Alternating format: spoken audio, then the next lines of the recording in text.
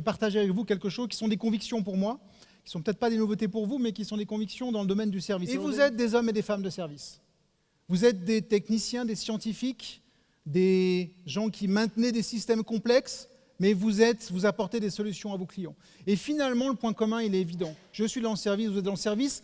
Donc, ce qui m'est arrivé à moi et ce qui m'arrive dans mon métier, peut-être va vous arriver. La capacité à délivrer plus, mieux et moins cher arrivera aussi dans votre métier, comme elle est arrivée dans le mien. Dans mon métier, l'hôtellerie, en 5 ans, on a vu arriver un acteur qui est devenu la plus grande chaîne hôtelière du monde, sans avoir investi 1 centime dans l'immobilier, c'est Airbnb. Moi, j'étais hôtelier depuis 30 ans, chez Best Western depuis 10 ans.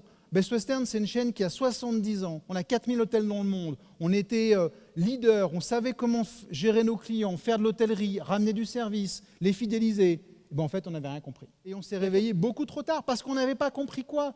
Quel était le problème de nos clients? Le problème de nos clients, c'est de ne pas voir nos hôtels. Le problème de nos clients, c'était de les réserver en quelques clics avec son smartphone dans sa poche. Ça m'est arrivé, moi, dans mon univers de service, ça peut arriver dans n'importe quel univers de service. Et quand je fais cette conférence à des banquiers ou à des laboratoires ou à des constructeurs automobiles, généralement, on voit très bien de quoi je parle, puisqu'on va trouver aussi des slides et des noms que vous connaissez peut-être dans votre métier, qui sont en train peut-être de vous titiller sur ces sujets-là.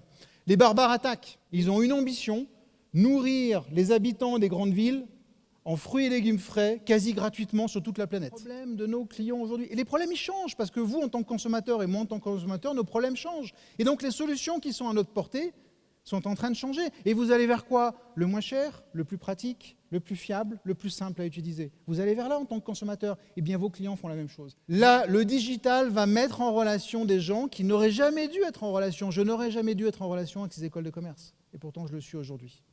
Et je donne 300 heures de cours par an. J'ai compris que le problème du matelas, ce n'était pas d'aller l'essayer pendant 2 minutes dans un magasin de meubles, c'était effectivement de l'essayer pendant 100 jours pour savoir si j'adopte ou pas ce type de matelas.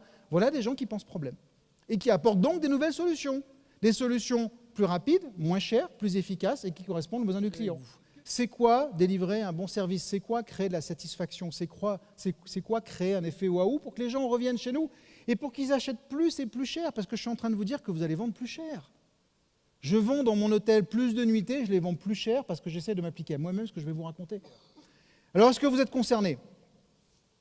Alors, j'ai beaucoup parlé avec Eudes en préparant cette conférence et on s'est beaucoup posé de questions en disant « Oui, mais comment on peut faire le lien là avec Roche, vous comprenez, etc. Nous, ce n'est pas le même métier, on est en B2B, etc. » Puis il m'a posé une question que je ne m'en suis toujours pas remis d'ailleurs, mais j'ai remis les slides. Il m'a dit « Mais qu'est-ce que vous feriez, qu'est-ce que vous diriez à Airbus et à Boeing ? Comment vous verriez l'évolution de ces 2 géants de l'aéronautique? Comment ils vont être attaqués? Qu'est-ce qui va se passer dans leur métier? Qu'est-ce qui peut éventuellement évoluer? Eh bien, ces gens-là, qui sont des géants dans leur secteur d'activité, qui sont archi-leaders, vont essayer de réfléchir aux problèmes de leurs clients finaux, à savoir vous et moi quand on prend l'avion, le passager, le patient. Quelles sont les attentes de vos clients et quelle est la perception qu'il a de votre façon de délivrer ce service? Et comment on peut tromper cette mécanique ou comment on peut jouer avec cette mécanique? Eh bien, tout simplement en promettant moins et en délivrant plus. Si vous vous engagez à tous les niveaux, que ce soit au niveau de la direction générale, au niveau des managers, au niveau des techniciens, vers un focus unique, surprenez votre client, servez votre client et aimez-le. Et il vous le rendra au centuple, c'est-à-dire qu'il payera plus cher et il achètera plus de produits chez vous. Ça marche dans mon métier.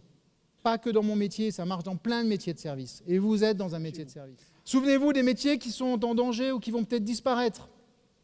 Je ne veux pas mettre le logo de Roche sur cette slide un jour.